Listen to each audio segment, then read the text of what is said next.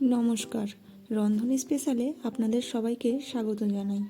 আজ আমি বেবিকর্নের একটি স্পেশাল রেসিপি নিয়ে চলে এসেছি। ভিডিওটি প্রথম থেকে শেষ পর্যন্ত অবশ্যই দেখবেন। প্রথমে কড়াইতে জল দিয়ে দেবো, তারপর বেবিকর্নগুলো আমি কড়াইয়ের মধ্যে দিয়ে সেদ্ধ করে নেব। আমি এখানে 6 থেকে 7টার মতো বেবিকর্ন নিয়েছিলাম। তারপর এইদিকে আমি টমেটো, পেঁয়াজ, আদা, রসুন বেটে নেবো একসাথে।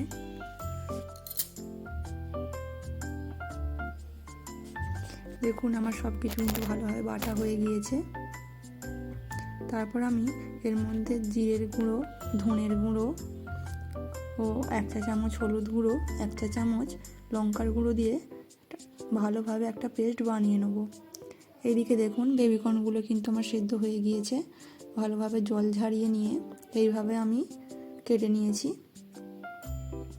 তারপর বেবিকর্নগুলোর মধ্যে 1 চামচ বেসন, 1 চামচ কর্নফ্লাওয়ার, পরিমাণ মতো লবণ, অল্প একটু হলুদ গুঁড়ো ও অল্প একটু লঙ্কার গুঁড়ো দিয়ে ভালোভাবে মেশাতে থাকবো।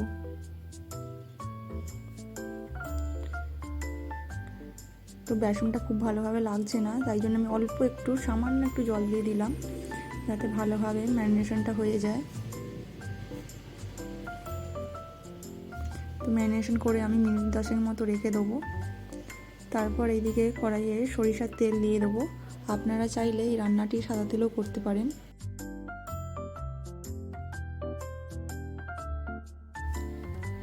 তারপর বেবিকর্নগুলো আস্তে আস্তে তেলের মধ্যে আমি একটা একটা করে দিয়ে দেবো, দিয়ে ভালোভাবে এপিট ওপিট উল্টে লাল লাল করে ভাজতে থাকবো।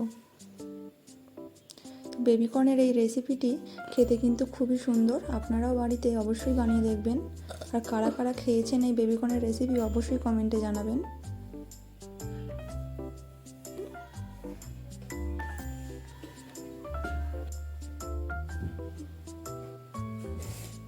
দেখুন বেবিকর্নগুলো কিন্তু আমার ভাজা হয়ে গিয়েছে, আমি এবার তুলে নেব।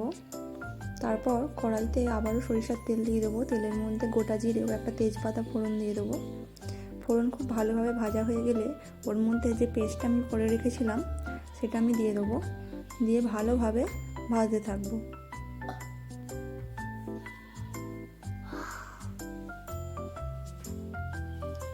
তো দেখুন মশলা থেকে কিন্তু তেল ছেড়ে আসছে।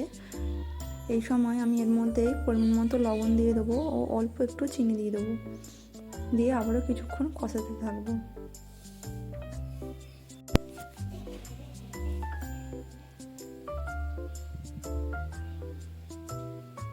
মশলাটাই কিন্তু খুব ভালোভাবে ভাজতে হবে, যাতে রসুনের কাঁচা গন্ধ না থাকে। তারপর মশলা ভাজা হয়ে গেলে এর মধ্যে আমি পরিমাণ মতো জল দিয়ে দেবো।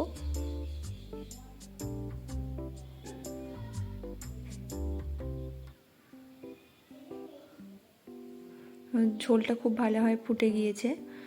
ঝোল ভালোভাবে ফুটে গেলে এর মধ্যে আমি বেবিকর্নগুলো দিয়ে দেবো, দিয়ে কিছুক্ষণ সেদ্ধ করতে থাকবো। তো দেখুন বেবিকর্নের রেসিপিটা কিন্তু আমার তৈরি হয়ে গিয়েছে, আমি এবার নামিয়ে নেব। তো ভিডিওটি কেমন লাগলো বন্ধুরা অবশ্যই কমেন্টে জানাবেন, আর ভালো লাগলে অবশ্যই একটি লাইক করে দেবেন। ভিডিওটি প্রথম থেকে শেষ পর্যন্ত দেখার জন্য ধন্যবাদ।